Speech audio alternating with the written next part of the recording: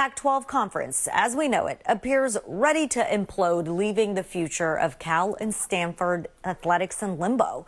This afternoon, the universities of Oregon and Washington were finalizing deals to join the Big Ten Conference. The University of Arizona is headed to the Big 12 Conference, with Arizona State and Utah right behind them. Those departures, along with the prior defections of USC, UCLA, and Colorado, will likely be the death knell for the Pac-12 after 108 years in existence. Hey guys, it's Matt. Because I mentioned college football in the title of this video, let me quickly say you don't need to care one bit about college football to find what's happening in that aspect of society and culture fascinating, as I do.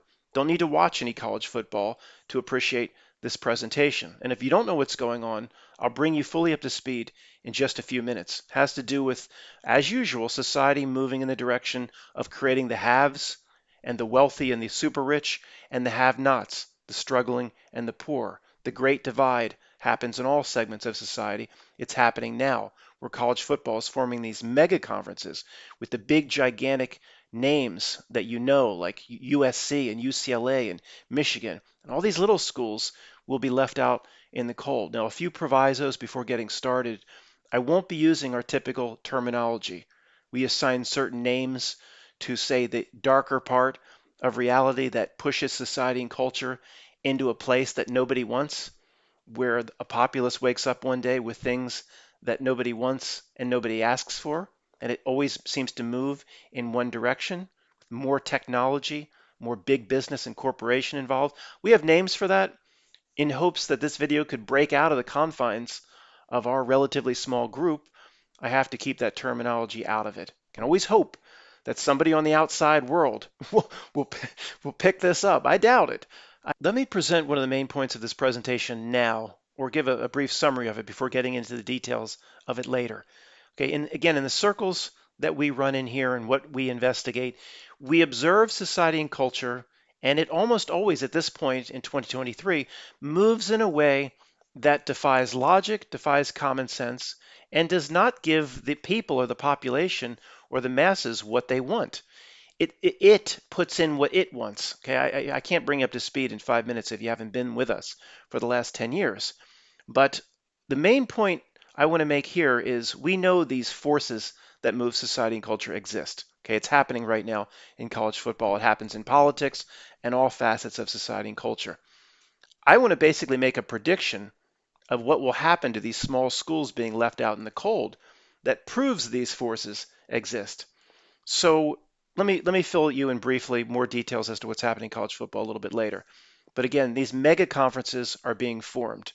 The huge schools with the 80, 90, and 100,000 person stadiums are all forming these four mega conferences, and UCLA and USC is added to the Big Ten.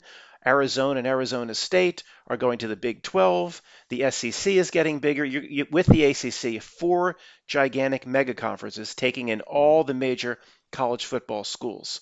Now, what does that do? We're going to, by the way, in this presentation, we're going to talk about the society and culture's desire to eventually start paying college football players, how they get paid now. They can do Nike contracts right now, how that all ties in.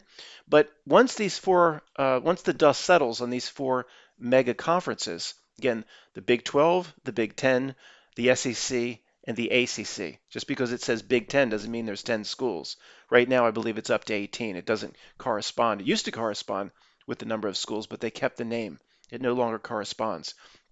Now, this leaves about 50 pretty major universities that have pretty big football programs out in the cold, almost on life support if they don't do the right things. Now, the main premise here is in an hour, just taking notes on this notepad right here, I've outlined very clearly what they have to do to not only survive, there's a way if they pull this off, they can thrive. And I'm not trying to be arrogant like, oh, I have the solution and nobody else does. It's not hard to come up with this solution. Any fifth grader or sixth grader, seventh grader, high school kids could come up with this solution. For these 50 universities, it's a matter of survival because this is not going to happen. These 50 schools won't do this. What is so obvious Again, it just proves those of us that study these dark forces in reality will say, well, these chancellors and provosts at the university, they're smarter than I am, right? Why couldn't they figure this out for themselves? Why will they be on life support 5 years from now? When some guy in a room here, in a spare bedroom making videos, can figure out in an hour what they need to do. I think it's pretty clear. Maybe in the comment section, you'll think I'm way off, but I don't think so. So again, let me do the summary now, then we'll continue our discussion. I've already done part of the summary, so it won't take long. 4 mega conferences will exist when the dust settles. Every single major name in college football will be part of these 4 conferences. Alabama, Auburn, 100, with one exception, Notre Dame. Notre Dame is such a massive school for history, tradition, for TV rights, TV viewership. They can do whatever they want. They've always existed outside of these conferences. So let's just leave Notre Dame out of it. These teams will form the college football playoffs, the national championship game, hundreds of millions of viewers, billions of dollars of TV contracts. Now, these schools being left out in the cold, they are not little schools regarding football program. And if you're saying, and if you're anybody screaming at me saying, well, why should they even have a football program, Matt? Why is that so important? I'll explain why that's important beyond the sport itself.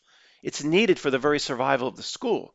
All right, so names like Boise State, let me just rattle it off here: San Diego State, Colorado State, Wyoming, Western Michigan, even App State, Appalachian State, East Carolina, Rice, SMU, Temple, Akron, Cal, and Stanford right now are left without a conference.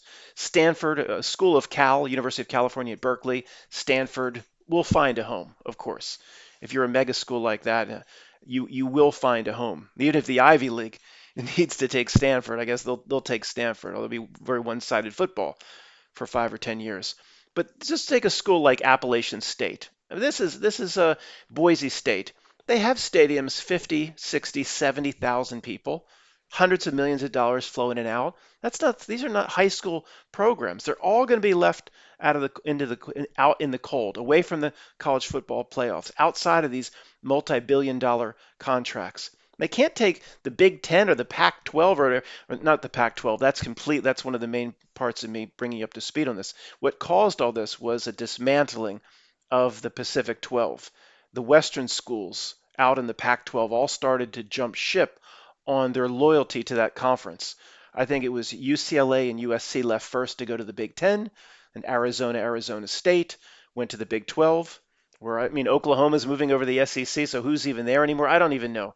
But Washington and Oregon, Oregon Ducks, that's a major college football program, moving to the Big Ten. So right now the Pac-12 is left with 4 schools. I think Oregon State is still there, as well as Washington State. So it's completely imploded, creating this situation. Now, again, the main point here is, if you're these schools left out in the cold, I could come up in an hour, 1 hour, just making some notes here, what they need to do. Will they do it? Will they have done this 3 to 5 years from now? No. Well, why not? I'm some genius that came up with some plan here that these chancellors and provosts and people with an IQ far higher than mine couldn't come up with? Or is something else going on here? This force in reality gets what it wants.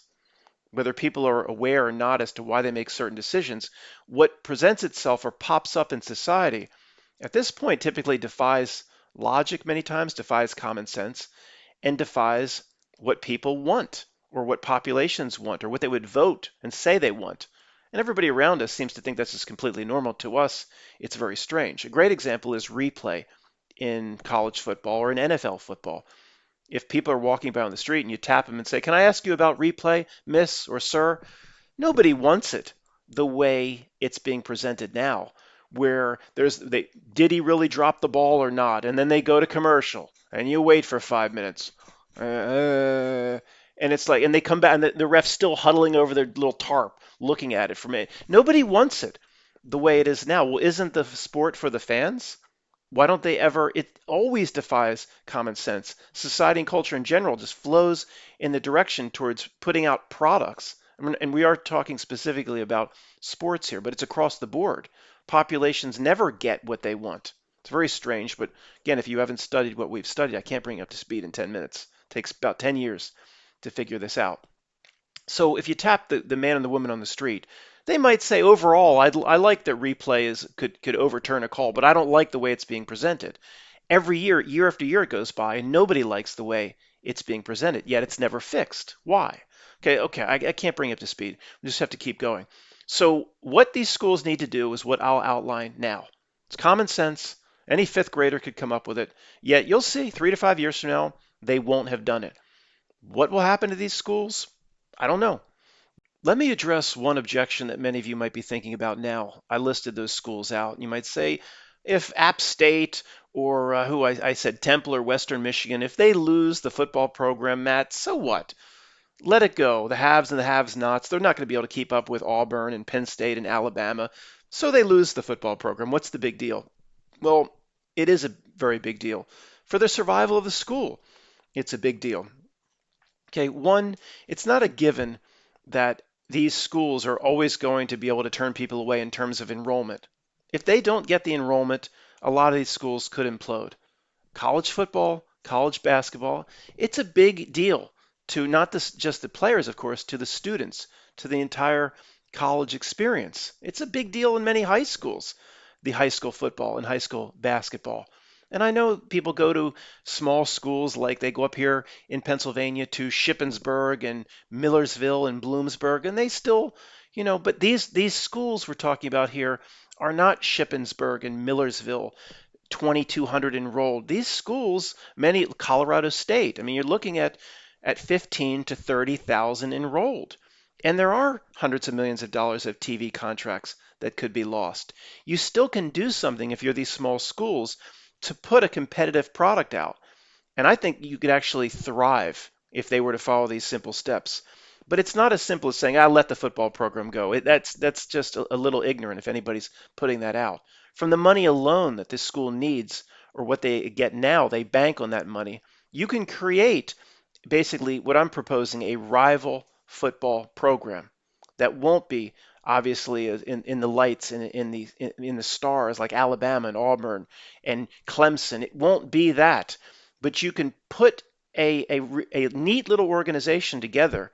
If you band together now, if you're these small schools, and you drop your conference allegiance, the MAC and the Mountain West Conference and all these little conferences, of course that would have to go away. The top, you would basically mimic the NFL. The top 32 teams would say the top 32 draws in college football, like Iowa State, Colorado State. If you're a college football fan, you like watching these games. These are real college football programs. Boise State. Say, to survive, we're going to create a league of 32 teams that basically mimics the NFL. We're going to play each other. We're going to get rid of all these local conferences, and we're going to actually put a product on the field that's better in many ways than Alabama and Auburn and Penn State and Michigan and Ohio State. And if anybody's like, well, it couldn't possibly be better, I'll show you how it can be better. One way, just to throw it out now to pique your interest, is when college football moves to pay players. We know that's the way, this dark force that pushes society and culture where it wants, that is where it's going. There's no doubt about it. Right now, the college players can negotiate with Nike, and they can get themselves in Dr. Pepper commercials. The quarterback for the Crimson Tide, Alabama, was doing Dr. Pepper commercials, making $1 million doing that. The top marquee players can negotiate contracts now while they're at school. I'm okay with that. Now, if you're standing on a crowded street corner and you survey people as they walk by, Miss or Sir, are you for college football players to be paid by their own university? So we create this arms race now where one school will try to outpay the other, and these college kids will be making tens of millions of dollars going to college. The whole concept of the scholarship is gone. You'll need to pay up millions to attract the college football players and the basketball players. And then where does it stop? Is it college softball? Where does it end in terms of paying college athletes? Are you for that, man or woman on the street? Now, how many people are going to say, "Oh yeah, they should all be paid today"? No, but nobody would say that. 1 out of 10. 9 out of 10 would say no. Let's keep it the way it is now. They get the scholarship with the housing and the meal plan. It's worth in some schools about $60,000 a year. And then when they go to the NFL, if they ever make that, they're going to make tens of millions of dollars. If they don't make it to the NFL, they're getting a $200,000 education for free. with the meal plan and the housing and the books for free. That's nothing. So 9 out of 10 on the street would say, no, we don't want college athletes to be paid. Yet it will come. Now, those that study this dark force in reality, people have names for us if this video makes it outside the confines of our little circle. But so we're just crazy people, yet we continually observe a society and culture that constantly puts things forth that the overwhelming majority don't want. Okay? We don't, maybe we're not as crazy as you may think. But again, can't bring you up to speed. We'll just continue this conversation. So, where are we? Nobody wants these players to be paid, but it will come. You'll see. 2, 3, 4 years, 5 years at the most. What exists now is players can go negotiate with Nike or with Coca-Cola or Reebok or Dr. Pepper, and they can get deals, endorsement deals from big corporations that will pay them $1 million now as they play for the university. The first one to do it in a very big way was I guess, 2 or 3 years ago, the Alabama Crimson Tide quarterback appeared in Dr. Pepper commercials. I'm okay with that. I mean, how can you tell somebody on their own they can't go out and negotiate, whatever they can get for themselves? It has nothing to do technically with the university. The Alabama Crimson Tide jersey is not presented in the commercial. I'm okay with it. But obviously, that's just an interim step to what this society and culture, where it wants to move, where they want to take it. They want these players paid. If you stop to think about it, it's very strange because this will be implemented. But then you think, well, who wants it implemented? Does the school want it implemented? Does Clemson want to shell out $70 million paying the players? Well, of course not. Does the NCAA want it? Well, why would they want it? Does the guy on the street want it? There's only one group that wants it, the players. Well, what negotiation do they have over this collective of these schools together? Or it's $100 billion corporation together, or much more than that, versus high school kids. Is that equal weight on the scale? Yet this will be implemented when not one party should want it. All right, back to the strategy of what these small schools can do to survive. And one of their big tactics will be to do of course, don't try to keep up with the big dogs and the haves if you're the have-nots. Do the exact opposite. Advertise that you're not going to be paying anyone.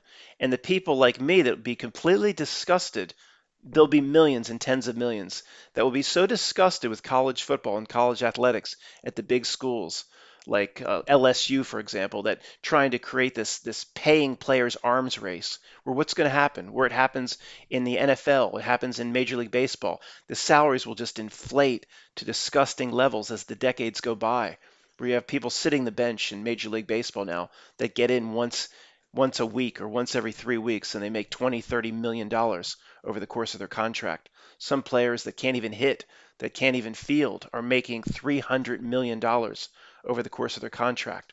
So people will be so disgusted that if a league formed, and again, this is not two-bit football. It's not up here Susquehanna against Shippensburg in which looks like high school football, or Lafayette Lehigh. This is real football. Colorado State, Iowa State, San Diego State, Boise State, Akron, even Temple. It's real football. Okay, it looks like real football. But the first thing they would do, if anybody has any common sense, and this won't happen, it's what's so strange about reality itself, is they would advertise, we're not paying these players. And they'd say, all you people that are just disgusted by what these big universities did, come over and see us. Hey, Zara, come over and see real football, what it used to be, following the traditions of what made college football great in the 40s and 50s and 60s and 70s. We don't pay the players. We give them scholarship. We carry forth the old ways and the old traditions. And all the bullcrap about this sport that you don't like, the replay and all the big commercials, we're going to cut all that out. Come over and watch our product, these 32 schools, and we're going to mimic the NFL. We're going to do a playoff system just like the NFL. We're going to allow real hitting. We're not going to protect all quarterbacks. We're going to bring football back, what it was in the 50s and 60s and 70s. People typically want to see Zora, but oh well. Um, People stumbling upon this video like, what the hell's the matter with this guy and the damn cat? Sorry. Um, you can position it. There'll be so many disgusted with what Alabama's doing and Ohio State's doing and Washington and Oregon. There'll be millions that would flock to this other league if it formed properly. Now, this is common sense. This isn't, Matt, you're a genius. I'm no genius. Any idiot can figure this out, yet it won't happen.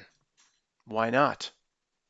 So for this to work for these second tier schools, they would of course need to abandon their conferences. But how hard is that? I mean, we just saw what, almost 8 schools just jump ship overnight, basically, from the Pac-12. They must have a way out, a clause of some kind. I mean, these are tiny little conferences. They don't have the clout of the Big Ten or the SEC. What are they going to do? Carry on a 5-year lawsuit to get them back? You jump ship on your conference. You create basically one conference. You try to salvage as many, the MAC and the Mountain West Conference, all these little 2-bit conferences. Salvage as much, employment or infrastructure as you can and combine it into one master conference for these top 32 schools that will create their own league that will literally mimic the NFL in terms of divisions and playoffs. 14 teams to the playoffs, not 6. I know that's against I guess the tradition of, Matt, these kids are here to study first, but I'm sorry. At this point, you need to do what you need to do to survive. What's the movie? Braveheart. Longshanks is the most ruthless king ever to sit on the throne of England. It's time to survive. We need bigger, more enhanced playoffs. Well, you have to. I'm sorry, you have to do it. And I don't think it's just about survival. I think if you do it the right way, these small schools, you could actually create a better product. I'd be done with the Penn States and the Michigan States and Minnesota and the bigger and Ohio States and Wisconsin. I would go over to a league and pay to watch a league that promised the old traditions, no paying of players, old football.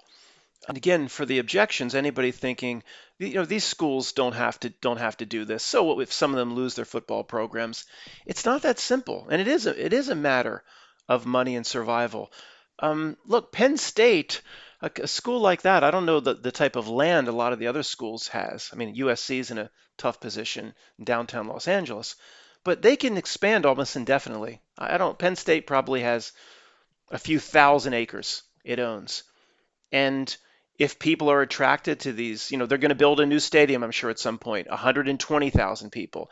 They'll draw in as many students. There's no limit as to how large some of these mega schools can expand. There's no guarantee that App State and SMU have to stay as schools. Is it like to stay in business? Are they just guaranteed to stay in business? Well, because a lot of the bigger schools, in the haves and versus the have-nots, the haves can expand indefinitely. Okay, guys, the first part, just a 2-minute summary to fill some of you guys in on some of these details. Which schools are the haves? Which are the have-nots? I'll show you the conferences and things like that, just to give you a little bit more details if you're interested. Then the second part, I'll very quickly get into what my pitch would be to the university presidents, chancellors, and provost if we were in the same room together, if I was making the elevator pitch. And it'd be a lot better if I could actually write it out. I'm going to do it on the fly. But you'll see, it makes a lot of sense. It's common sense to fight back in this way. Will these universities take my advice or come up with this very simple idea on their own? You'll see. No, it won't. As usual, there is no common sense left in the world. Coming up is the only way to fight back and actually to win if this was actually pulled off. I can come up with this in an hour, but the great minds, the university chancellors, presidents, and provosts can't figure out that this is the only way to survive. Title: What the have-nots need to do to fight against the formation of the 4 mega conferences. It's basically like 4 Death Stars have been created with 4 Darth Vaders on each one. It's very similar. Say North Carolina in college basketball and Syracuse and all the big names, Duke University in college basketball. They just went and formed their own little conference. They said, no more 64-team basketball playoff, no more March Madness for you poor devils. We're just going to do our own little thing over here. You're all shut out. Little schools, you don't get to make March Madness no more, you poor devils. That's basically what is going on here. The have-nots are the medium universities. As I'll show you in just a minute, there's real football being played in real stadiums in these medium universities. You don't need to be Alabama or the Michigan Wolverines. These are the 4 mega conferences with the teams as they exist today, but a lot more teams and universities have been added here. The 4 Death Stars are, starting at the top left, the Big Ten. There's more than 10 teams now. They carry the original name, Michigan, Ohio State, Penn State, Nebraska, etc. They've recently added UCLA, USC, University of Southern California. They've added the Oregon Ducks, and they've added recently the Washington Huskies. The Big 12 Conference over on the right there. Oklahoma is, I think, going over to the SEC. There's a lot of jumping around, but they found a way to survive by taking in a lot of teams from the imploding and now almost defunct Pac-12. They took Utah from the Pac-12. They took Arizona State, Sun Devils, other teams. So the Big 12 has now positioned itself again as one of the Big 4 Death Stars. The SEC is getting the Texas Longhorns next year, and they're growing as well, but they haven't had an influx of Pac-12 teams like the Big 10 and the Big 12. Bottom right is the ACC, which my understanding is pretty much stayed the same. And if one more were to implode, it would be the ACC. But there's been, so much of this juggling. I think they'll put the fire out, and these will be the 4 Death Stars that remain, at least for the next 5 years. Okay, this next slide is just a tiny sample of what we call medium-sized schools, but some have 20 to 30,000 students that play real football in big stadiums that have been shut out of the 4 Death Stars. So again, tiny little sample. Iowa State. They've beaten the Iowa Hawkeyes sometimes. It's real football. Temple University, haven't been doing great. They've upset Penn State a few times over the years. They have players in the pros. University of Wyoming Cowboys. That name is a problem. Oh, yeah. In our society today, they're going to have to change that soon, I think. We'll save that for another video. The App State Mountaineers, they've beaten Michigan. I mean, that's real football. East Carolina Pirates. Oh, that logo could be a little offensive, too. We'll address that in another video. Colorado State Rams. They play Colorado Buffalo, probably Buffalo's that big school. They probably beat them half the time. San Diego State, Rice, etc. Okay, there's just, Boise State should be here. Western Michigan plays real football. Even the Toledo plays real football. I mean, it sounds like Toledo. Again, these are not tiny schools, guys. Many are state schools. 10, 15, 20,000 students enrolled. Okay, this is just a tiny sampling of roughly 40 schools that play real serious college football that are just left out in the cold. Said, goodbye, no more college playoff for you poor devils. Okay, this part is the fictitious scenario where I'm allowed to give a pitch to all the university presidents, chancellors, and provosts. Let's just say they were smart enough to call an emergency meeting. And let's book a hotel conference space in an Orlando hotel, and we need to all get together and talk and see what these 4 Death Stars are up to. Our very survival could be at stake. Let's say they're all meeting together, which they're probably not. That I don't even think they're capable of that. But then some guy wants to make a presentation. Some guy in a hooded sweatshirt named Matt, looks like a derelict off the street, like home. Let him in. If he has any sort of idea, we're desperate in here. So let's say they let the derelict, which is me, in. I would say, welcome, ladies and gentlemen of the have-nots. And then who the hell is this guy? Anyway, this is literally book us into the room. Book us into the room together. And I would say, I'm going to give you poor devils a way to win. Seems bad now. These 4 Death Star conferences are shutting you out. There's actually a way for you to win. Take the fight to them. Not just survive, but thrive. A few people in the audience, the provosts that aren't drunk, they pick their head up. They've been just drinking their sorrows away, thinking their schools are done for. No, you can win. So all the chancellors and university presidents, perk up and there's a stir and a din. Quiet down, simmer down. And then I take control. Simmer down now. Simmer down now. I'm going to tell you people how to win. Yo, shut up. Shut up. You down there, pick your head up. Is he drunk? Get him out. Get him a cup of coffee. Okay, here's how y'all win. First off, the 32 teams that have the football program that is real football, that brings the most to the university, you form a league, okay? Can't bring everybody in. I'm sorry to the other 40 or 50 or 60 schools that have a pretty big stadium and good football. You can't bring everybody in. It just doesn't work. The top 32, okay, for example, Boise State would absolutely be in this top 32. Wyoming Cowboys would definitely be in there. Colorado State, Iowa State, okay. And then, the fringe, the last 10, there'd be a little fight. Who are the last 10 teams that represent real football, where football brings the most to the university, even in terms of TV contracts, etc. So those forming this league, this new league of 32 teams, you need to abandon, but just for football, abandon your existing bullshit conference. And these are bullshit conferences. Sun Belt Conference, what the hell's that? The MAC Conference, the Mountain West. Forget those bullshit conferences. You're just going to leave them. Well, Matt, we're under contract or whatever. It's come on. The Pac-12 just showed us that you can just leave. They're not going to sue you over 5 years to get you back. You just walk away for football only.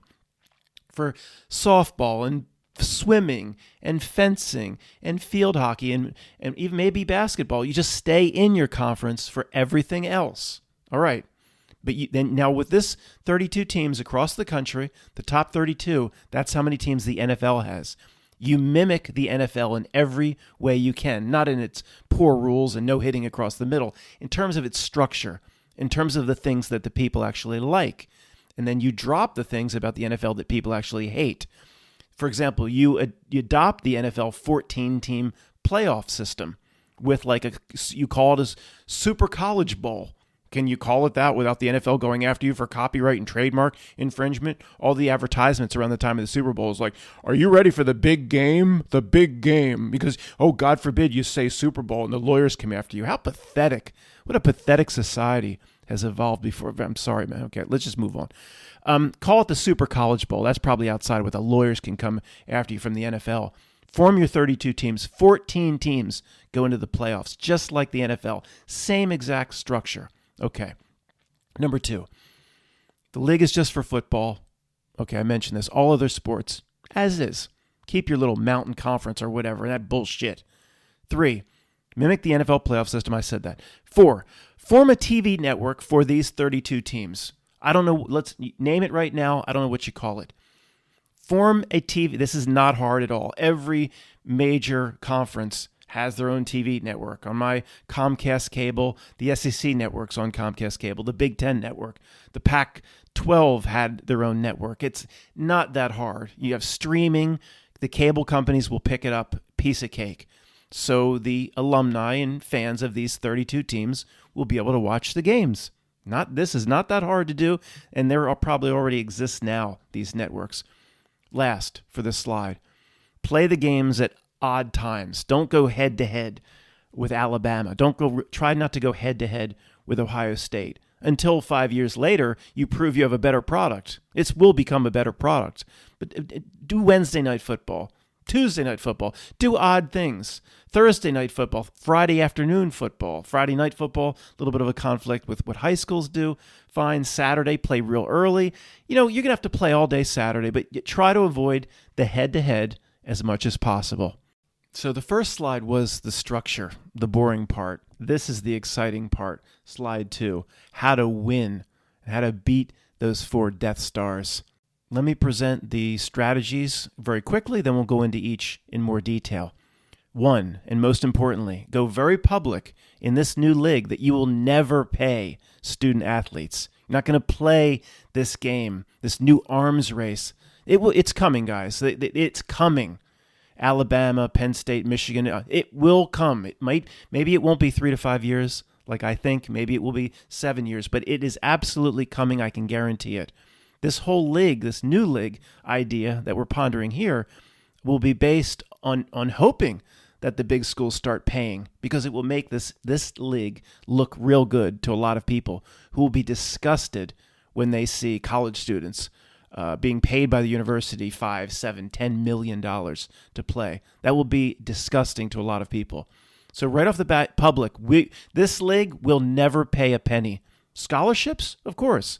And basically, they're getting $200,000 because that's what the scholarship is worth if you include books and meal plans and housing, etc.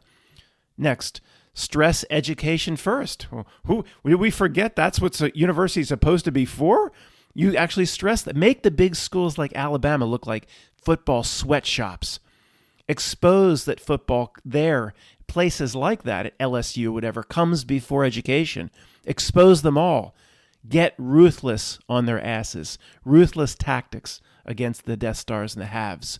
There's so many ruthless things that can be done. Will they do it? No, as usual. Return football to old school, what people like about football, and simply correct what people hate, like the way replay is presented in college football and the pros. Maybe you have a little bit of replay, but far removed from the disgusting display that everybody throws up over every Sunday when they go, you come back after 5 minutes of commercials and the damn ref's still looking to see if the football left the guy's hand. People are sick of it, and they'd flock to a league that says, we're not going to play this game. This is common sense shit. That's when we expand this sort of analysis into reality itself, you have to wonder why this stuff never happens. Make it easier on student athletes.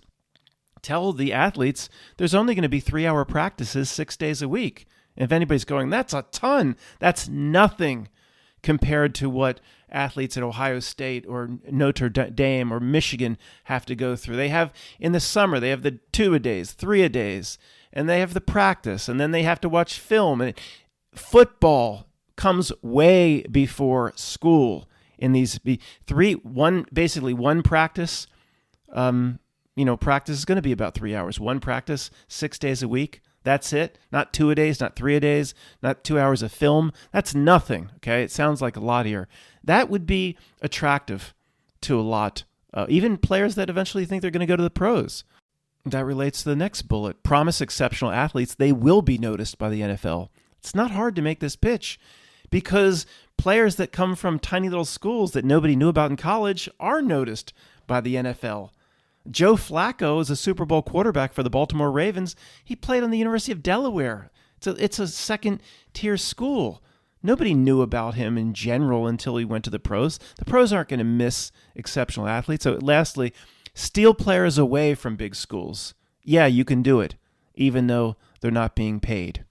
Now, going back to each one and presenting more detail, I agree this whole thing is predicated on the bigger the Death Star conferences eventually starting to pay the millions of dollars for their student athletes. I don't think this secondary conference will look real good or what's being formed here will look real good until the big schools start to pay.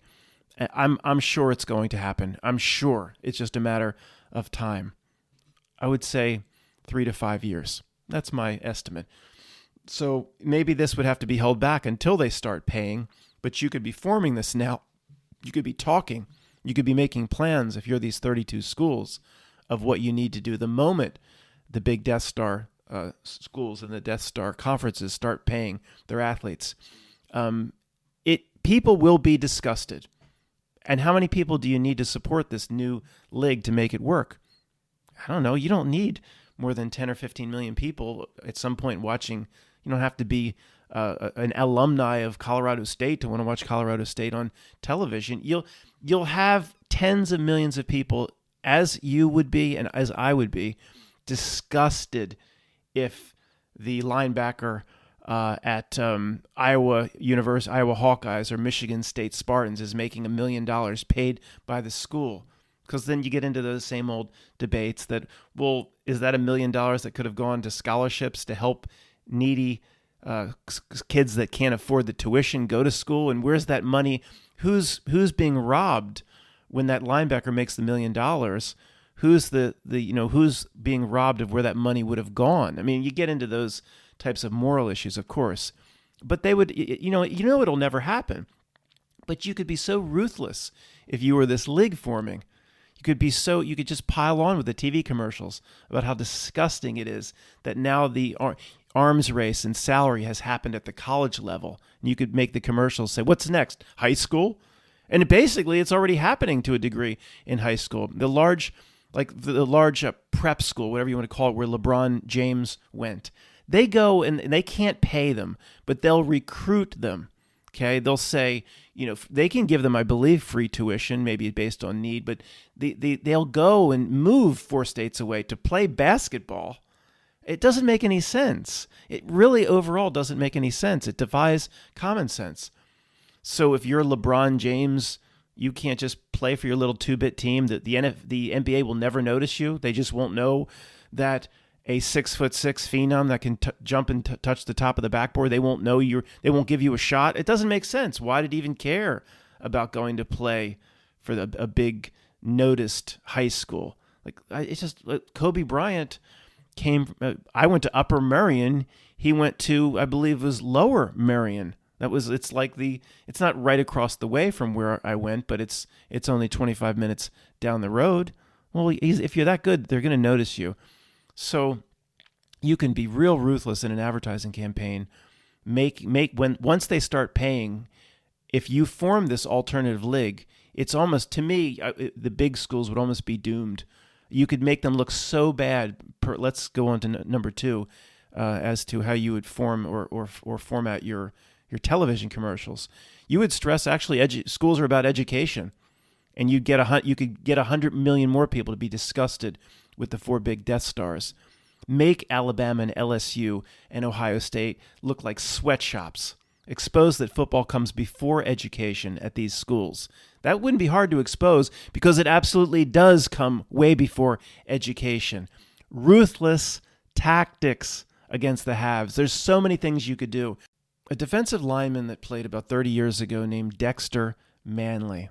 Sorry to pick on Dexter. I'm sure there's a lot of student, quote, athletes in the same position, but this is the famous story that I remember. He went to Oklahoma. There was rumors that, I'm sorry, Dexter, if you're listening, you probably are. He couldn't even read past a 7th grade level or a 5th grade level or something like that. So how did he go? And you didn't go out early back in the day. You kind of went for 4 years, and you, as a senior, you went to the pros. How did he get through 4 years of Oklahoma, barely able to read? And there's so many of these stories. And if you were forming this league, you'd push these stories about the big school sweatshops. The old Brian Bosworth Sports Illustrated article where he's just lying on top of his, in that picture, laying on top of his Corvette, because his student job was to go make sure the oil well works. And whatever he made, $30 an hour, laying on top of his Corvette, just make sure the oil well goes up and down. And that's how they get around it to make it legal. And he can get it's a student, probably tax-free, student. When I made $4 an hour at the Penn State Petit Library, $4 an hour, because it was work study through the university, no taxes, no state, no federal taxes, work study. But I was really raking in the money, man. When you get $4 an hour tax-free, you can really roll big time with your lady. I mean, okay, Bosworth was probably getting that. It was probably through the same sort of program, work study, whatever, watching the oil well go. There's so many things. The advertising campaign say, come over and watch our league. It's education first. It's 1 3-hour practice a day. It's the whole university life first before football. Okay, you could disgust people with the sweatshops. Now, there's so much you could do here. The fact that they won't do it, they could do it even now without forming this league. Shame people to watch Alabama. They won't do it. Why? Honestly, why does the whole world now defy common sense? Next, return football to old school, what people loved about it. Correct what people hate. Is this really the presentation from some genius just to correct what people hate about current NFL and college football? Again, you don't need to be a genius to say this is how to win, but they won't do it. So what's really going on? Again, we've talked about replay. People, for the most part, hate it. Okay, there's so much about football that people don't like today. Say, we're actually going to have a kickoff. We're going to kick the ball off and run it back. Now they have a fair catch and nobody can get hurt. The league that's about survival, these 32 teams that are being shut out by the 4 Death Stars, there's going to be some more injuries. So what? There's going to be some more concussions. You do what you need to do to survive. It's not like this is new. This is the way football's been played since 1940 with leather helmets, okay? It's no big deal, okay? There's a few more concussions, big deal. You advertise, we're going to return football to what you loved. We're going to kick the ball off, if you can believe that. Make the 4 Death Stars look like assholes. Our receivers, you can go across the middle. Now, if there are some safety precautions that make sense, where the defensive back leaps forward with the crown of his helmet into a guy's face. That should always be, you should be thrown out for that, or targeting, or a penalty, of course. But they've tiddlywinged football. They're making it slowly, and it's happening more so in the NFL. They're making it almost into flag football. So this league being formed would say, you know what? If you go across the middle as a receiver, you can be hit. Well, that's what football is. We're returning to what football should be. Okay, people will flock to that.